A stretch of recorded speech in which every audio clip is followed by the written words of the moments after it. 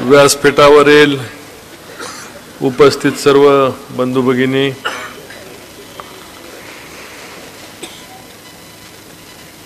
व्यासपीठावरील मी सर्वांचीच या ठिकाणी क्षमा मागतो। या ठिकाणी तात्या बसल्यात, माझे सौभाग्य होती, पण त्यांच्यापासून त्या कोपऱ्यापासून या कोपऱ्यापर्यंत अगदी सर्वांची मी माफी मागतो। अगदी उमेदवारासकट सर्वांची मी माफी मागतो।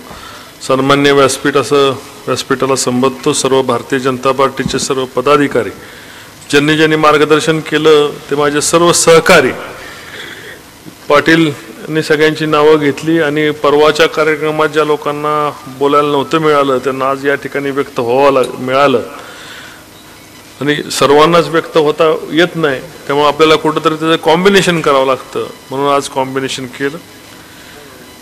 कधी कधी माणूस हरता हरता जिंकतो, तशी माझी आजची परिस्थिती झाली।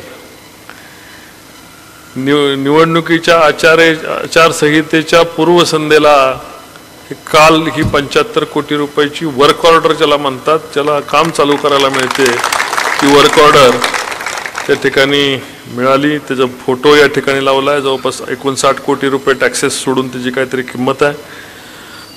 216 कोटी टॅक्सेस आणि बाकी इतर कर सोडून जवळपास 286 कोटी रुपयाचा आसू ते वारुगड रस्त्याची वर्क ऑर्डर 2 दिवसापूर्वी मिळाली।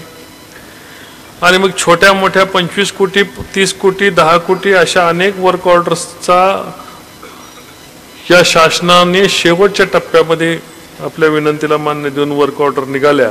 मंजुऱ्या त्याच्या पूर्वीच झाल्या होत्या, मी खासदार असताना त्याच्या मंजुरी झाल्या होत्या आणि आज त्याचं उद्घाटन आचारसंहितेच्या पूर्वसंध्येला आपल्याला सर्वांना करता येते। पालखी महामार्ग कसा होणार आहे आपण सर्वांनी स्क्रीनवर पाहिलं। फलटण शहर सुंदर कसं करायचं याचं मूर्तिमंत उदाहरण त्या आपण संपूर्ण त्या 75 कोटी रुपयामध्ये ओतलं होतं। आम्हाला नक्की बारामतीचा हेवा वाटतो आणि बारामतीची विकासाची स्पर्धा करायची इच्छा होती। मला फार कोण काय म्हणतं, कोण काय विचार करतं, कोणी काय माझ्यावर बोललं याचा मला फार इंटरेस्ट नसतो। माझा स्वभाव लहानपणापासून बघितला तर निर्माण करणारा करतं माझा स्वभाव जातो। म्हणजे कधी वाळूचे घरं बनवले असेल, कधी इलेक्ट्रिकल पासून एखादी वस्तू बनवली असेल, कधी मी जकाती व्यवसाय केला जकातीचं टेंडर घेऊन, कधी दुधाचा प्रकल्प उभा केला, कारखाना उभा केला आणि त्यासाठी जगभर फिरलो। व्यवसायाच्या निमित्ताने मला जग फिरायची संधी मिळाली आणि आपल्यासारख्या फलटणच्या कोपऱ्यातला पोरगा जगाच्या जवळपास 60 देशांना आणि जवळपास 200 पेक्षा जास्त आंतरराष्ट्रीय माझ्या व्हिजिट झाल्या। 6 पासपोर्ट झाल्या। कदाचित चुकीचंही असेल, पण फलटण तालुक्यामधला सर्वाधिक परदेशामध्ये वेगवेगळ्या कारणानिमित्त ज्याला भेटी द्यायला मिळेल त्यापैकी मी कदाचित एकमेव किंवा त्यांच्यापैकी एक असू शकतो। आणि परदेश बघताना परदेशामध्ये भाजीपाला कसा निर्यात केला जातो, दुधाची कशा पद्धतीने निर्यात केली जाते, शेतीमालाला कशा पद्धतीने दर्जा जातो। मी आणि माझी पत्नी आम्ही आता मलेशियाला जाऊन साखर कारखाना, तिथली साखर कारखानदारी बघून आलो। मॉरिशसला जाऊन तिथली साखर कारखानदारी, जुने कारखाने आहेत, आपल्यापेक्षा जुने कारखाने, तिथले व्यवसाय बघून आलो। जर्मनीपासून फ्रान्सपासून तिथले औद्योगिक रेल्वे कशा चालतात त्या रेल्वे मला पाहायला मिळाल्या। विमानं कशा पद्धतीने, हायस्पीड विमानं, हायस्पीड बुलेट ट्रेन कशा पद्धतीने चालतात ते पाहायला मिळालं। आणि तिथं पाहिल्यामुळे इथं मागायला मिळालं आणि मागितल्यामुळे ते मंजूर करायला मिळालं। हाच एक फरक माझ्या 5 वर्षाच्या जीवनामधला हा बघितलं आणि ते मागितलं, हक्काने मागितलं, ताकदीने मागितलं आणि म्हणून ते मला फलटणला आणता आलं। आपल्याला कसं घरी आपल्याला चांगली गाडी असावी वाटते, चांगल्या घरामध्ये चांगल्या वस्तू असाव्या वाटतात। माझ्या घरामध्ये आल्यानंतर चांगली मोठी 64ची स्क्रीन असावी लागते। मग मला असं वाटतं की फलटण तालुका माझं घर आहे आणि माझ्या घरामध्ये आल्यानंतर गजानन चौक असू, नाना पटेल चौक असू, नाहीतर पाचबत्ती चौक असू, नाहीतर महावीर स्तंभ असू, माझ्या घरामध्ये आल्यानंतर मला वाटतं की आपल्याला 64ची स्क्रीन कशी असावी तसं माझं घर, माझं शहर, माझा तालुका परिपूर्ण पाण्याने परिपूर्ण असला पाहिजे, व्यवसायाने पूर्णपणे औद्योगिकदृष्ट्या परिपूर्ण असला पाहिजे, ही माझी छोटी अपेक्षा आहे। सर्व काय करायला इच्छा होती, परमेश्वराची साथ पण होती, जेवढं काय करता आलं तेवढं करता आलं। दुर्दैवाने जरांगेच्या लाटेत आपण जरांगेंची लाट होती, मुस्लिम समाजाला सांगितलं की तुम्हाला बाहेर काढणार आहेत, बौद्ध समाजाला सांगितलं की तुमचं संविधान बदलणार आहेत, आणि अशा लाटेमध्ये मला पराभवाला जावं लागलं. फलटण तालुक्यामध्ये आपण चांगली मताने 18,000च्या मताचं मताधिक्य घेतलं, पण करमाळा आणि माळशिरस तालुक्यामध्ये माझी गणितं चुकली. गणितं चुकल्यामुळं माझं व्यक्तिगत नुकसान काय झालं तर माझं व्यक्तिगत नुकसान मला संसदेच्या माध्यमातून जे काय पगार मिळत होता तेवढंच माझं नुकसान झालं. कधी जाण्यावर खर्च व्हायचे ना. आता दिल्लीला जायचं म्हटलं की वहिनींकडे सांगावं लागतं माझं तिकीट काढावे मनाचं. त्यामुळं माझं नुकसान ते झालं. पण फलटण तालुक्याचं नुकसान आणि माढा मतदारसंघाचं नुकसान प्रचंड मोठ्या प्रमाणामध्ये झालं.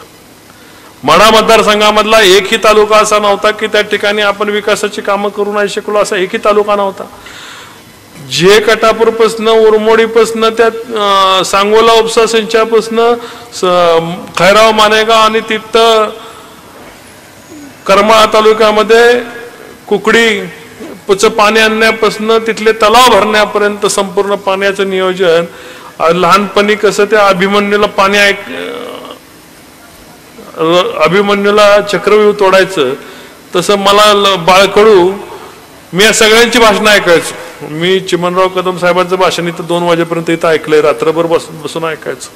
मग त्यांच्या नाटंबीच्या पाण्यापासून मी सुभाष शिंदे साहेबांची संघर्ष यात्राही ऐकली. मी हिंदूराव नाईक निंबाळकरांचा नीरा देवघरसाठीचा संघर्षही बघितला आणि ऐकला.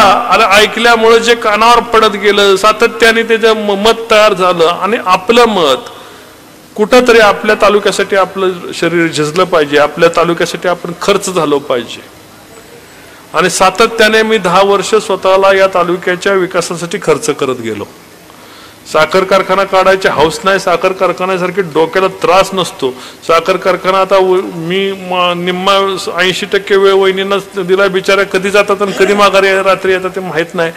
साखर कारखान्यापेक्षा एखादा जर व्यवसाय पुण्या मुंबईत चालू केला असता, कन्स्ट्रक्शनचा व्यवसाय चालू केला असता, अन्य काय व्यवसाय, तर कितीतरी पटीने सुखाने झोप लागली असती. इथं HNTचे कामगार आले का नाही, ऊस तोडायला गेला का नाही, परत साखर विकली का नाही, परत त्याचं इथेनॉल झालं का नाही, हे करताना ते जे आपल्या हातात व्रत घेतला वासा टाकायचा नाही, या पद्धतीने साखर कारखान्याची जबाबदारी आपण घेतली. अनेक सुखदुःख बघितली आणि 10-12 वर्ष झाली साखर कारखाना काढून आणि अनेक पावसाळे उन्हाळे पाहिले. तात्यांना माहिती, तात्याने अडचणीतनं बंद पडलेला कारखाना कामगारांना घेऊन त्या ठिकाणी चालू केला आणि चालू केलेला कारखाना कसा अडचणीत आणू शकतो, एक तालुक्यामधली ताकद असते, ती ताकद दाखवून देते की मी तुम्हाला अडचणीत आणू शकतो, रणजितसिंह निंबाळकरला पाडू शकतो. मोठी ताकद आहे. मी फार मोठा नाही, तुमच्या आमच्यातल्या सारखंच आहे. मगाशीच मी सांगितलं की माझ्यामध्ये मोठेपण नाही. कुठं वडापाव खायला थांब, कुठं भेळ खायला थांब, कुठं चहा प्यायला. मला अनेक वेळा बघितलं असं लोकांनी बघितलंय ना. त्यामुळे मी काय फार मोठा नाही. सर्वसामान्य माणसात लंडनला गेलो तरी मला वडापाव मिळाला तर मी वडापाव खातो. लंडनला गेल्यानंतर चप्पल तुटली माझी, तर चप्पल तुटल्यानंतर त्या चपलीच्या दुकानात गेलो. मी चपलीची 12,000 किंमत बघितल्यानंतर मी बिना चपलीच्या लंडनवरनं मुंबईमध्ये आलो आणि येणाऱ्या लोकांनी मला विचारलं की चप्पल नाही तुमच्या प्रवासात, ज्या तिकडे पासपोर्टचा विजाचा, तर त्याला काय सांगू. 12,000 रुपयाची चप्पल पायामध्ये घालायची का नाही ह्याचा विचार मी करत आलो आणि या ठिकाणी बिना चपलीचा लंडन ते हिथ्रो एअरपोर्ट ते मुंबई एअरपोर्ट प्रवास केला. त्यामुळे कुठं खर्च करायचं, कुठं करायचं, थोडा व्यापारी दृष्टिकोन, थोडं कमी जास्त दृष्टिकोन, कुणाशी जुळवायचं, कुणाशी कमी करायचं.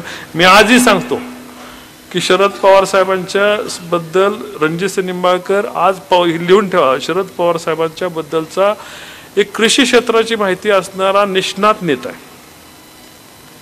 पवार साहेबांच्या जर त्यांची राजकीय उंची जर मोजली तर माझ्यासारखा कार्यकर्ता त्यांच्या नखालाही पुरणार नाही. रामराजे साहेबांच्याही नकाला पुरणार नाही. रामराजे साहेबांची उंची 30 वर्ष त्यांनी राजकारण केले. मुख्यमंत्र्यांच्या पेक्षाही मोठी पोस्ट होती सभापतीपद, ते त्यांनी भोगलंय आणि त्यांच्या वेगळा प्रदीर्घ अनुभव त्यांच्या ह्याच्यामध्ये झाला. विधिमंडळामध्ये त्यांचं 15 वर्षे विधान परिषद गेले, विधानसभेत गेले, त्यांचा अनुभव झाला. माझं भांडण नाही त्याच्याशी, माझं आपण कुठेतरी दुखतो, आपल्याला कुठेतरी दुखतं. मी जर स्पर्धा विकासाचीच करायला गेली तर मला रामराजे आणि त्यांच्या कुटुंबावर बोलायची इच्छा पण नाही. कशासाठी मी बोलू आणि कशासाठी मी तोंड माझं खराब करून घेऊन मी कशासाठी माझ्यावर मी काहीतरी बोललो की ते काहीतरी बोलणार, मी काहीतरी बोललो की ते काहीतरी बोलणार. माझी इच्छाच नाही आणि माझा स्वभाव पण नाही. मी कधी याला फार काय बोललं तर कधीतरी मला उत्तर द्यावं लागतं आणि ते उत्तर द्यायचा स्वभाव माझ्यामध्ये असल्यामुळे खपवून घेत नाही. मी उत्तर देतो आणि रोखठोक उत्तर देतो. मग ते कोण रामराजे असू नाही तर शरद पवार असू नाही तर अजितदादा असू नाही तर आणखीन कोण असू. आज या ठिकाणी मोहिते पाटील पण आले होते. मोहिते पाटलांनी असं सांगितलं की गाढवाची सिंहाची गोष्ट काहीतरी सांगितली. करमाळ्या माड्यामध्ये मला मतं कमी पडली, तिथं सांगितलं की लोकांनी बडवलं. मग मला सांगा, आदरणीय विजयदादा हे सुद्धा खासदार होते, विधानसभेला त्यांना पंढरपूरमध्ये जाऊन तिथल्या लोकांनी पराभूत केलं. मग हेच उपमा विजयदादा विजय सिंहच आहेत ना, त्यांना सुद्धा हीच उपमा द्यायची का? पण मी ते देणार नाही, कारण विजयसिंह मोहिते पाटलांचं वय बघता 85-86 वर्षाचं वय आणि राजकारणामधला अतिशय नम्र माणूस. मला जरी त्यांनी माझा पराभव केला असला तरी आत्ताची जे त्यांची मुलं आहेत, बाकीच्या गोष्टी आहेत, त्यांचे काय आमचं खटकलं असेल. पण विजयसिंह मोहिते पाटलांच्या बाबतीत मी माझा पराभव करण्यामध्ये त्या कुटुंबाचा मोठा रोल आहे. पण राजकारणामधला अतिशय नम्र माणूस मी विजयदादांना काम करताना पाहिलं आणि विजयदादांकडनं सुद्धा मला शिकायला मिळालं. मी पवार साहेबांच्या बरोबर डायनामिक्स कधी शिकलो, कधी विमानात त्यांच्याबरोबर प्रवास केला असेल, पवार साहेबांना जवळनं पाहिलं. एक आकलन तुमच्या लक्षात घ्या, पवार साहेबांचं आकलन जे आहे ना ते फार चांगलं आहे. म्हणजे त्यांना लगेच कळतं की वाऱ्याची दिशा काय आहे काय नाही, फार चांगलं आहे. आणि आकलन कसं करायचं हे वेगवेगळ्या व्यक्तींकडनं, त्यामध्ये आपण जसं पसायदानामध्ये लिहिलेलं आहे की तो शोनी मज द्यावे, तसं माझा स्वभाव झाला की ज्याच्याकडनं जे चांगलं आहे, पवार साहेबांचं चांगलं काय, हिंदुराव नाईक निंबाळकरांचं चांगलं काय, रामराजेंचं चांगलं काय. रामराजे अतिशय बुद्धिमान शत्रू आहेत आणि असा शत्रू ज्याला मिळतो त्याचा विकास पटकन होतो. आणि रामराजे जे म्हणत गेले की उपळव्याच्या माळावर कारखाना उभा राहणार नाही, 8वं आश्चर्य आहे. मग ते म्हणतात ना, मग आपण उभं केलं पाहिजे. 1 वर्षाच्या आधी 6 महिन्यात उभं केलं पाहिजे. हा माझा स्वभाव बनत गेला. नायकवाडीची MIDC मंजूर होणार नाही म्हटले की ते कशी करून मंजूर झाली पाहिजे, आपल्या हाडाची काढा झाली पाहिजे, झाली तरी चालतील, पाटीचा पिंजरा झाला तरी चालेल आणि मग पाटीला उशी घेऊन आपल्याला प्रवास करायचा. पण नायकवाडीची MIDC नीरा देवघरचं पाणी तालुक्यात येऊ शकत नाही म्हटलं की ते आलंच पाहिजे. याच्यासाठी प्रयत्न करायचा, उत्तर नाही द्यायचं, कामातनं कृतीतनं उत्तर द्यायचं. हा खासदार होऊ शकत नाही म्हटले की हा खासदार झालाच पाहिजे. या प्रवृत्तीने, या ताकदीने आपण विचार करू. म्हणून म्हटलं की असं रामराजेंच्या सारखा राजकीय शत्रू मिळायला भाग्य लागतं. आणि मी जे या ठिकाणी उभा आहे त्याचं कितीतरी कारण म्हटले. दूध डेअरी चालणार नाही, त्यांना कोण दूध घालणार नाही, लाखो लिटरची उलाढाल केली. मध्ये त्यांनी माझ्या व्यक्तिगत टीका केली, मल्ल्या म्हटले, काय म्हटले, फार मला आवडत नाही फार टीकेला उत्तर द्यायला. पण त्या दूध डेअरीतनं लोकसभा झाल्यानंतर मी ती दिली, फार कटकटी होते. साखर कारखान्यामध्ये कटकटी त्या मनाने खूप कमी आहेत. आणि मी ठरवलं होतं की आता आपल्या घरी मगाशी सांगितल्याप्रमाणे घरच्या सुखवस्तू सगळ्या आहेत आणि आपण आपल्या कुटुंबाला, ज्या वडिलांच्याकडनं आपल्याला जन्म मिळाला त्यांच्या नावाला, जी काय मागच्या 7-8 पिढ्या गेल्या असतील त्यांच्या नावाला कुठंतरी आपल्याकडून चांगला न्याय मिळाला पाहिजे. आता ह्याच्यापेक्षा जर काय केलं तर सोनं तर खाऊ शकत नाहीत.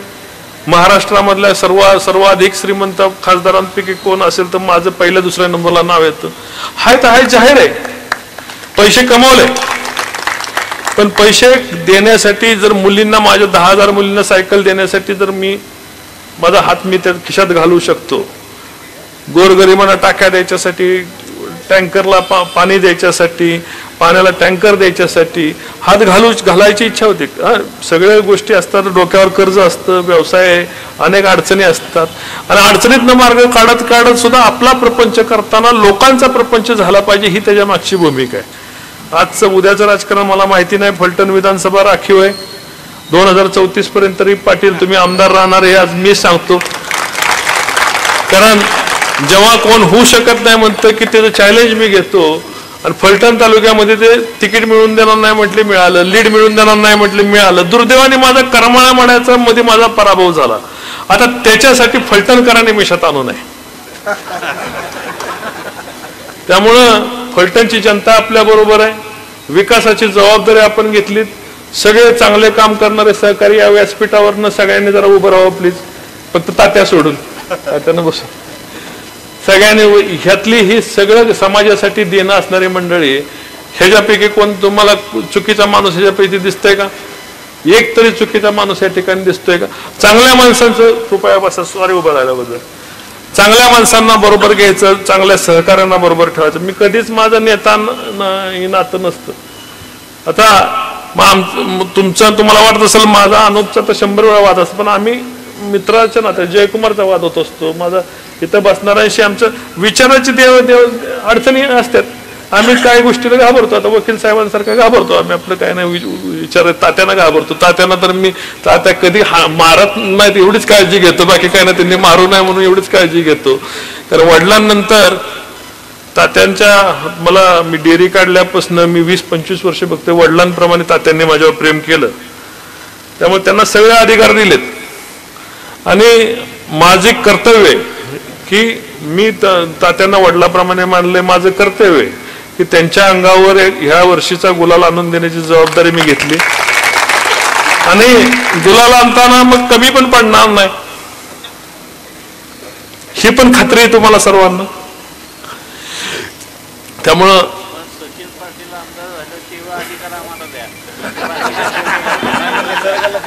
आपल्याला फलटण तालुका घडवताना टीका टिप्पणी पवार साहेब, अजितदादा, फडणवीस साहेब यांचे मोठ्या लोकांची राजकारण मोठ्या पातळीवर होतील. मी सुद्धा कधी कधी चिडलो की बोलतो, पण बोलल्यानंतर जाणवतं आपण बोलायला नव्हतं पाहिजे. पण माझं पवार साहेबांशी एक म्हणजे थोडासा मला पवार साहेबांच्या बाबतीत दुखतं. का दुखतं? मी त्यांच्याबरोबर त्यांना खासदार करण्यासाठी पवार साहेबांच्यासाठी मी माझ्या वडिलांना कन्व्हिन्स केलं की एवढा मोठा देशाचा नेता आपल्या तालुक्यात येतो, आपलं सौभाग्य. कैलासवासी इंदुराव नाईक निंबाळकरांची इच्छा नव्हती तर त्यांना मी कन्व्हिन्स केलं की शरद पवार साहेब यातून उभा राहताना या तालुक्यातून खासदार होणार आहेत तर आपण एक झालं पाहिजे. आणि एक झालं पाहिजे म्हणून आपण त्यांना साथ द्यायची ठरवली. दुर्दैवाने आमचं होऊ नये ते झालं. आम्ही रामराजे साहेब आम्ही एका व्यासपीठावर आलो. त्यांना व्यासपीठावर येऊन आम्ही त्यांना दीपक चव्हाणांचा त्या ठिकाणी निवडून आणलं. आता दीपक चव्हाण निवडून किती काम करतील याची खात्री त्यावेळेस मला नव्हती. पण ते म्हणते सरळ सज्जन माणूस वाटला. म्हटलं ठीक आहे काम करेल. पण ते बिचाराचं काय झालं ते वकील साहेब म्हटल्याप्रमाणे त्याने आमदार म्हणून तालुक्याचा प्रतिनिधी, तालुक्याचा नाक आहे. मला सांगा MH11ची गाडी कुठं जर बुलढाण्यात पकडली तर तिथे खासदाराला दिल्लीत फोन यायचा. MH11ची गाडी पकडली मी तिथनं फोन करायचो. मग आमदार हा तालुक्याचं पहिलं प्रतिनिधित्व करणारा नाक आहे. तो धाडसी असला पाहिजे. दुष्काळ निधी इतर तालुक्याला मिळाला, खटावमानला मिळाला, माळशिरसला दुष्काळ निधी मिळाला, प्रत्येकाच्या खात्यावर लाख लाख रुपये दुष्काळ निधी मिळाला, 50,000 मिळाला, 25,000 मिळाला. आमदाराचं कर्तव्य होतं की फलटण तालुक्यात वायला मिळाला तिकडं पाऊस पडतोय तिकडं. आपल्या फलटण तालुक्याचा 2-2.5 हजार कोटी रुपयाच्या दुष्काळ निधीचं नुकसान झालं. मला दीपक चव्हाणांच्या व्यक्तिशा बोलायचं झालं तर त्यांच्याबाबत मला कुठंच दुखत नाही. कारण दीपक चव्हाण असा माणूस आहे की त्याला ती फिरती आदुली इकडे पडली तिकडे कलांना, तिकडे बोलली तिकडे. कारण त्यांचा मास्टर म्हणजे त्याला जे म्हणतात ना, त्यांचं जे रिमोट आहे, त्यांची चावी आहे रामराजांच्या हातात आहे. रिंग मास्टर सारखं त्या बिचारायला इकडं तिकडं झुललं जातं. त्यामुळे तालुक्याच्याकडनं त्यांची काय फार अपेक्षा मी काय कधी धरत नाही की दीपक चव्हाणांनी तालुक्यासाठी पाणी आणावं, शरद पवारांशी संघर्ष करावा, अजितदादांशी संघर्ष करावा किंवा अन्य काय मोठं बस स्टॉप बारामती सारखं फलटणला मंजूर करा. दीपक चव्हाणांकडनं माझ्या अपेक्षा नाही. दीपक आहेत बाबा, त्यांना 15 वर्ष तालुक्याने आमदार म्हणून दिलं. त्यांनी रामराजांची इमानी इतबारी रामराजांची सेवा केली. रामराजांनी पवार साहेबांची इमानी इतबारी सेवा केली. पण याच्यामध्ये अडचण कुठं आली की तालुक्याची अडचण आली. 15 वर्ष 20 वर्ष जेव्हा आपण तालुक्याच्या एका पिढीचं नुकसान होतं. आणि अख्ख्या पिढ्याच्या पिढ्या बर्बाद होतात जर आपण आपल्या कामाला विकासाला वेग दिला नाही. आणि शरद पवारांच्या बाबतीत लोक म्हणतात जाणता राजा आहे जाणता. मला दुखतं काय माहिती का, पवार साहेब एवढे मोठे नेते, राज्याचे 4 वेळा मुख्यमंत्री, आणि 4 वेळा मुख्यमंत्री असताना फलटण बारामती रेल्वे त्यांनी होऊन दिली नाही, तिथं दुखलं. फलटण बारामती रस्ता त्यांनी होऊन दिला नाही, तो हट्टाने भांडून मला करून घ्यावा लागला. फलटण निरादेवगडचं पाणी 25 वर्ष त्यांनी इमानीद्वारे आपल्या तालुक्याचं वापरलं. मग मला मी सांगतो की जर एक बाप असेल त्याला 2 मुलं असतील, एका बापाला 2 मुलं असतील आणि एकाच पोराला सगळी इस्टेट दिली तर त्याला शाणा बाप म्हणतील का, म्हणणार का? तसंच माझं म्हणणं आहे की शरद पवारांना त्यासाठी मी शाणा बाप म्हणत नाही, मोठेत. पण बारामतीचा विकास करताना 6 किलोमीटर व 8 किलोमीटर सांगवीच्या पलीकडे फलटण राहतं. फलटणमध्ये पण माणसं काम करतात, फलटणमध्ये तरुण पोरं काम करतात, तरुण पोरांच्या हाताला काम दिलं पाहिजे. बारामतीमध्येच फक्त तरुण पोरं आहेत का? बारामतीमध्येच फक्त नाना नानी पार्कची गरज आहे का? बारामतीच MIDC, बारामतीतच हेलिपॅडची, बारामतीत विमानतळी पाहिजे का? फलटणला नको का? बापाचं कर्तव्य काय, इस्टेटीची वाटणी सगळीकडे थोडी केली पाहिजे. मी म्हणतो बारामती त्यांच्या हक्काची 60% दिली, 40% फलटणला यायला पाहिजे होती. हे 40% नाही, 4% सोडा. फलटणचं सगळं पवार साहेब तिकडे घेऊन गेले. राज्यामध्ये त्यांचं मोठं काम आहे, सगळं काम आहे, पण फलटणचं घेऊन गेले, हे माझं दुःख आहे. शरद पवार साहेबांच्या बाबत माझा व्यक्तिशः आधी द्वेष नाही. मी आज सुद्धा या व्यासपीठावरनं जाहीर सांगतो की शरद पवारांच्या नखाची सुद्धा राजकीय माझी ताकद नाही. किती नखाची सुद्धा राजकीय माझी ताकद नाही. मी खूप लहान आहे, पण लहान असताना सुद्धा मला दुखतंय की बाबा आपल्याला आपण मागं राहिलो आणि ते एवढे पुढे निघून गेले. तिथं मेडिकल कॉलेज आले, इंजिनिअरिंग कॉलेज आले, उद्योग आले, उद्योगपती आले. आता त्या ठिकाणी कमिन्स 2014ला झाली. 2014ला आदरणीय बाबांनी त्याचं उद्घाटन केलं. पवार साहेबांचं काहीतरी राजकारणातलं गणित चुकलं असावं. पवार साहेब म्हटले मी कमिन्स दिले. पवार साहेब मला वाटतं 95ला शेवटचे मुख्यमंत्री झाले. 4थी वेळ पवार साहेबांची होती, राज्यात त्यांचं वजन होतं. पण ही कमिन्स आणण्यामध्ये त्या काळाचं काँग्रेस आणि राष्ट्रवादीचं सरकार कमिन्सला इथं आणण्यामध्ये होतं. पृथ्वीराज चव्हाण साहेबांनी त्याचं उद्घाटन केलं. पृथ्वीराज चव्हाण साहेबांची त्याच्या मागची भूमिका होती, शरद पवार साहेबांची त्याच्या मागची भूमिका काय होती ही मी बघितली नाही, कारण मी उद्घाटनाला होतो. कधी त्या ठिकाणी कमिन्सच्या मॅनेजमेंटनी शरद पवारांचा त्या ठिकाणी उल्लेख केला नाही. बाकी कमिन्सच्या बाबतीत काय चाललंय काय नाही मी आता मला काय सांगायची गरज नाही. तुम्हीच लोक आता इतके सुज्ञ आहे की कमिन्सचं काय चाललंय, पोरांचं काय चाललंय, पगाराचं काय चाललंय, आता त्याच्यावर बोलण्यात मला आवश्यकता नाही, तोंड विटाळायची गरज नाही. आपल्याला फलटण, मी इथं सगळ्यांना एकच विचारणार आहे की फलटण मध्ये आपलं भवितव्य तुम्हाला काय वाटतंय की तुम्हाला रणजितसिंह नाईक निंबाळकर वेगाने फलटणला पुढे नेऊ शकतो का दीपक चव्हाण? मी सचिन पाटलांची जबाबदारी घेतो. सचिन पाटलांनी जर 5 वर्षामध्ये त्यांचा विकास, मला ज्या पद्धतीने फलटणचा विकास पाहिजे, आज 75 कोटीचा रस्ता आणलाय, 200 कोटीचा रोड आणलाय, हजारो कोटी रुपयाची विकास कामं आपण फलटणमध्ये आणली आणि ते आज तुम्हाला पुढच्या 2 वर्षामध्ये त्या विकासाचा किंमत कळेल. आपल्याला पाहिजे होतं RTO ऑफिस पाहिजे होतं, पोस्ट ऑफिस पाहिजे होतं, जिल्हा न्यायालय पाहिजे होतं. मला पाहिजे होतं फलटण मध्ये, कारण मी माझं घर समजतो, फलटण माझं घर समजतो. मला जिल्हा न्यायालय पाहिजे होतं, आणलं. RTO ऑफिस पाहिजे होतं, आणलं. फलटण मध्ये ज्या बारामतीमध्ये सुविधा आहेत, उद्या भविष्यात फलटणचा जिल्हा करण्याची मानसिकता डोक्यामध्ये घेऊन ठेवून चाललो. दुर्दैवाने नशीबच ठसकाळलंय माझं, त्यामुळे आता लंगाडल्याशिवाय पर्याय नाही. ही गडी निदान जर विधानसभेमध्ये पोचला तर शेतीचं नॉलेज, कर्तबगार कर्तृत्वान पुरुषाच्या मागे उभा राहून आपल्या मागची इच्छाशक्ती, आपली राजकीय शक्ती, देशामध्ये मोदीजींच्या पासून आपल्याला खाली राज्यातल्या मंत्रीपर्यंत आपल्या सगळ्यांची प्रेमाचे संबंध झाले. माझं कुणाशी वाकडं आलं नाही, सगळ्यांशी प्रेमाचे संबंध झाले. आपली शक्ती यांच्या पाठीमागे उभा राहून राहाय. जी स्वप्नातला तालुका बघितला होता तो स्वप्नातला तालुका आपल्याला पुढच्या पिढी करता, माझ्या पुढच्या पिढी करता, आता तुमच्या आमच्या पिढीला फार उपभोगायला मिळेल याची काही खात्री नाही. रणजितसिंह निंबाळकर तुम्हाला पाणी सोडलं तर फार काही देऊ शकणार नाही, पण इथून पुढच्या 10 वर्षाच्या पुढच्या पिढीला फलटण मध्ये असल्याचं दुःख राहणार नाही जर सचिन पाटील आमदार झाले. ते मी याची 100% तुम्हाला खात्री देतो. त्याला बारामतीला कधी जायची गरज पडणार नाही जर सचिन पाटील आमदार झाले तर. शिकायला बारामतीला पोरं पाठवायची गरज पडणार नाही, ना पासिंग करायला जाणार ना. जिल्हाधिकारी कार्यालय, कलेक्टर ऑफिस सुद्धा तुम्हाला फलटणला आणून तुमचा कलेक्टर फलटणला आणल्याशिवाय राहणार नाही. मी तुम्हाला आज या ठिकाणी शब्द देतो. मी SP ऑफिसला सातारला जायची गरज पडणार नाही. एवढं सगळं ताकदीने भांडून फलटणसाठी करतो. मी आहे थोडा भांडखोर, तालुक्याच्या विकासासाठी भांडेन. मी नीरा देवगरसाठी भांडलो, संघर्ष केला. मला त्या ठिकाणी संघर्ष झाला. रामराजांचं काय झालं की मी दिवा लावायला जायचो ती संध्याकाळी फोकायला जायची. आमचा अडचण तिथं होती. रामराजाने सांगितलं असताना मी काडीपेटी घेऊन येतो, तू तेल टाक, तर रामराजे की जय म्हटलं असतं. मी दिवा लावायला जायचो ती संध्याकाळी फोकायला जायचं. मी MIDC करायला गेलो कारण म्हटलं सगळ्या फलटणची सूज सगळे वरच्या भागाला आलेली आहे. उद्योग कारखाने सगळे मोठ्या प्रमाणात फलटणपासून वरती. उपळाचा कारखाना घेतला, सिराम कारखाना घेतला, साखरवाडी घेतला, शरीव घेतला, MIDC घेतली. पण आसूच्या टोकापासून गिरवीच्या टोकापर्यंत मध्ये दुधीबाबे पाढळ्या, त्या नायकबाबवाडी ओढले, तिथनं तुमचा मठाची वाडी, शिरीची गुणावरे, काय त्याला मुंजवड्या पासून जे वडल्यापर्यंत आपण आलो मधल्या गावात. तिथल्या पोरांच्यासाठी काय फलटणच्या विकासाची सूज फलटणच्या सगळी पश्चिमेला आलेली आहे. आणि त्याचा बॅलन्स करण्यासाठी नायकबाबवाडी क्षेत्र त्या ठिकाणी निवडलं. तिथं 20-25 एकर दोघांच्या नावावर जमीन आहे. आमच्या दोघांच्या नावावर 20-25 एकर जमीन आहे.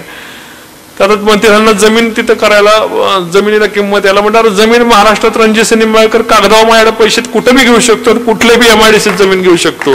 मला काय कमीच मग तिथं नायकबाबवाडीमध्ये MIDC मध्ये जमीन घेऊन मला तिथं पैसे कमवायचे काय हाऊस नाही. 25 एकराचे असं काय पैसे येणार नाही. पण माझ्या नावाची त्या ठिकाणी बदनामी अशी केली जाते. मला त्याचं दुःख नाही. पण तिथली MIDC आता मित्सुबिशी सारखा मोठा प्रकल्प, इलेक्ट्रिकल मित्सुबिशी सारखा जाहीर करू नये, नाही तर ही परत तिथे फुकाय जाणार. पण ठीक आहे, फुकून द्या. त्या ठिकाणी मुद्दई लाख बुरा चाहे मगर क्या होता है, जो मंजूर है खुदा होता है. मुस्लिम समाजापासून माझं त्या ठिकाणी माझा मित्र बसलाय फिरोज, ते गणपती मंडळाचा अध्यक्ष आहे. सगळ्या फलटण म्हणजे त्या रियाजबाई पासून बबलू इनामदार, त्याला कधी जाणवलं तर भाजप वेगळे म्हणून, रणजित निंबाळकर वेगळा आहे. बौद्ध समाजाचा माझ्या सचिन पाटला सगळे कार्यकर्ते, होलार समाज, चांभार समाज, हरिजन समाज, माझे सगळे मला मी रक्ताचे समजतो, हक्काचे रक्ताचे समजतो. आणि मला बाबासाहेब आंबेडकरांचा तेवढा आदर आहे जेवढा छत्रपती शिवाजी महाराजांचा आहे. कारण बाबासाहेब आंबेडकरांनी जर त्यावेळेस जे संघर्ष उभा केला नसता तर समाजामध्ये दुही पडली असती. आज वेगवेगळ्या भाषांचा, वेगवेगळ्या प्रदेश, मराठी महाराष्ट्रात बोलली जाते, बंगाली बंगालमध्ये बोलली जाते, कर्नाटकात कन्नडी बोलली जाते. हे सगळं साम्राज्य एका घटनेवर मांडण्याचं काम डॉक्टर बाबासाहेब आंबेडकरांनी केलं. आणि म्हणून आज आपण सुखा समाधान तिथं बौद्ध बसू, मुस्लिम बसू, होलार बसू, अनेक समाज बसू, धनगर बसू, खाटेक बसू, मराठा बसू, अन्य समाजाची लोक या ठिकाणी आमचे, आता गुजर म्हणायला चुकतंय तरी पण गुजर म्हणतो, जैन म्हणा, जैन अनुपशाना जैन म्हणणं पण चुकीचं आहे, पण जैन असो, ही तर सर्व समाजाची लोक एकत्र एका व्यासपीठावर आणण्याचं सामर्थ्य, त्यांना प्रेम देण्याचं सामर्थ्य. आता अनुप शाह असतील किंवा वकील साहेब असतील किंवा सचिन कांबळे असतील, माणिकराव सर असतील, पलीकडं कुणाला कसल्या ऑफर नसता आल्या तर सांगा. पण माझं एक वेगळं नातं तयार होतं. पत्रकारांनाही जाणवत असेल, मी कधी कधी चिडत असेल त्यांच्यावर, कधी कधी बोलत असेल, कधी चिमटा काढत असेल, पण मी बंधुत्वाच्या नात्याने वागतो. आणि मला ठोकलं तर जोरात का ठोकलं ना हे सुद्धा प्रेमाने मी विचारतो, काय बरोबर आहे ना. कारण सगळ्याला समजून आपलंच जेव्हा मानतो तेव्हा त्यांच्या चुका, त्यांचं प्रेम दोन्ही स्वीकारायची सवय पडली पाहिजे. आणि मी स्वीकारले, फलटणला स्वीकारले, रामराजांना स्वीकारले, संजूराजांना स्वीकारले, पिट्टूबाबांना स्वीकारले, त्यांच्या टीका स्वीकारल्यात, उद्या त्यांनी केलेले आघात स्वीकारल्यात, त्यांनी घातलेल्या केसेस स्वीकारलंय मी. आणि मी स्वीकारत जात असतो तेव्हा मी प्रगती करत असतो. मी जर नकार दिला असता, निगेटिव्ह दिला असतं तर लढाया करत बसलो असतो, भांडणं करत बसलो असतो, शिवीगाळ करत बसलो असतो, वाद घालत बसलो असतो. आणि आज हा 75 कोटी रुपयाचा भूमिपूजनाचा कार्यक्रम आम्ही बसून करून नसतो शकलो. म्हणून मी यांनाही स्वीकारले. मला रामराजे काय, पिट्टू बाबा काय, संजू बाबा काय, ते सुद्धा बाहेरचे नाहीत, त्यांना सुद्धा मी आपलं मानतो, स्वीकारले आणि सर्वांना त्यांच्या सुद्धा घराच्या इथला विकास, कुटुंब त्यांच्या ह्याच्यामध्ये व्यक्तिगत कुठले प्रसंग आला आणि मला तिथं त्यांना जर कधी कधी चिडतो, मी सुद्धा चिमटा काढतो, कधी रणजितसिंह निंबाळकर एवढा वाईट नाही. त्यांच्या कुटुंबावर जरी रामराजेंच्या कुटुंबावर किंवा त्यांच्या मुलावर कधी कुठला प्रसंग आला आणि मी तिथं मदत करू शकतो तर हिंदूराव नाईक निंबाळकरांची शपथ, आई तुळजाभवानीची शपथ घेऊन सांगतो, मी तिथं मदत करेल, मी चुकीचं वागणार नाही. कारण सगळ्याला जेव्हा आपण स्वीकारतो तेव्हाच आपण पुढे जाऊ शकतो. आणि म्हणून राग, लोभ, प्रेम, मत्सर किती चेष्टा होती, याला हे पडलं तर ह्याच्यामध्ये देशामध्ये जेव्हा कॅबिनेट मंत्री होण्याची नाव म्हणून होत होती की माझ्याकडे कॅबिनेट मंत्री म्हणून बघितलं जायचं. देवेंद्रजींची अपेक्षा होती की हा मंत्री म्हणून पुढे होणार, हा पश्चिम महाराष्ट्राचा नेता होणार. हा पडलो तर पडलो, मी स्वीकारलंय, मी पडले. मला माझ्या जनतेने फलटणच्या मला 18,000 मताधिक्य दिले, बाद झालं, मरोस्तोवर मला पूर्ण झालंय आणि मी स्वीकारलंय. पराभव सुद्धा स्वीकारता आला पाहिजे, पचवता आला पाहिजे आणि पराभवामधनं शिकता आलं पाहिजे. हा रणजितसिंह निंबाळकर पराभूत झाला तरी 5 तारखेला बैठक घेऊन सगळ्या कार्यकर्त्यांना सांगितलं आपल्याला विकास कामाला लागायचे. बरोबर आहे ना? मग पराभव पचवून पुढे चांगल्या कामाला लागायचं का त्याच्यासारखी तार लावायची? काय करायचंय? आणि आपल्याला आपण सर्वजण या ठिकाणी बसलोय, ज्यांना उद्या मी भूमिका माझी अशीच आहे की पुन्हा मला टीका करायची, उद्या आणखीन काय बोलायचंय बोलू द्या. मीच सगळ्यांना विनंती करणार आहे, आपण भूमिका बदलू, आपण विकासाच्या कामावर बोलू. चुकीचं आहे ते पत्रात टाकलंच पाहिजे, नाही चुकीचं टाकलं तर मलाच मॅनेज झालं असं म्हणसाल तुम्ही. बरोबर आहे ना? चुकीचं पत्रात टाकू, चांगलं स्वीकारू, चांगलं ते स्वीकारू, चुकीचं पत्रात टाकू आणि तालुक्याच्या हितासाठी सर्वांना बरोबर घेऊन जाऊ. मग मी मगाशी म्हटलं मी तेल टाकायची तयारी, तुम्ही कुठं तेल टाकायची ठरवलं, मी काडी घेऊन यायला तयार आहे. तालुक्याच्या विकासासाठी कधी हाक मारा, कुणी मॅनेज झाला म्हटलं तरी मी त्याची पर्वा करणार नाही. चांगलं काम घेऊन कोण उद्या आला तरी त्याला पर्वा करणार नाही. दीपक चव्हाण किंवा त्यांच्या अख्खे कुटुंब यांच्यासाठी मी साफ मनाने आई तुळजाभवानी शपथ सांगतो, मला असूया नाही, फक्त यांचा पराभव यासाठी करायचा की यात तालुक्यामध्ये चांगले लोकांना निवडून आणलं पाहिजे, चांगली लोक तयार झाले पाहिजेत, नगरसेवक चांगले तयार झाले पाहिजेत, भांडणारे तयार झाले पाहिजेत, ग्रामपंचायत सदस्य चांगला निवडून आला पाहिजे, गावाचा विकास करणारा पाहिजे, जिल्हा परिषद. मला आता जिल्हा परिषद निवडणूक लागली, मला बायकोला उभं करायची गरज नाही. तर जिल्ह्याची सर्वोच्च सत्ता उपभोगली, मला आमच्या आता घरात आणायची गरज नाही. पण आपण ज्या ठिकाणी जन्माला आलोय त्या जन्माचं कर्तव्य मी पूर्ण करणार आहे. माझ्या कुटुंबाचं, माझ्यामुळे तुमचं, फलटणकरांचं नाव कधी खराब होऊन देणार नाही. चांगलं केलं नाही तर नाव तर नक्की मी माझ्यामुळे फलटणकरांचं घालवणार नाही, ही तुम्हाला खात्री देतो. तुम्ही जे केलेल्या प्रेमामुळे केवढाही मोठा पराभव झाला आणि कितीही मोठं अडचणी आल्या तरी अडचणीला तोंड देऊन पुढे मार्ग काढेल. येणाऱ्या अनेक अडचणी येऊ शकतात. कसं असतं, आज ऊन आहे, उद्या सावली आहे, आज पाऊस आहे, उद्या दुष्काळ आहे, नैसर्गिक संकट आहेत, माझ्यावर उद्या संकट येऊ शकतात. आलेल्या संकटाला धैर्याने तोंड देईल आणि द्यायला शिकवेल, तरुण पिढीला धैर्याने तोंड द्यायला शिकवेल. एवढा एक शब्द मी इथं उपस्थित सगळ्या फलटणकरांना देतो. 10 वाजायला आलेत, मला बरंच काय बोलायचं होतं पण मी भाषण सोडून माझं मनोगत मी या ठिकाणी बोललेलो आहे. सर्वांना बरोबर घेऊन चांगलं तालुका घडवायला आपण जाऊया. सर्वांनी माझ्याबरोबर प्रामाणिक साथ द्या एवढीच विनंती करतो. माझे भाषण संपवतो. जय हिंद, जय महाराष्ट्र.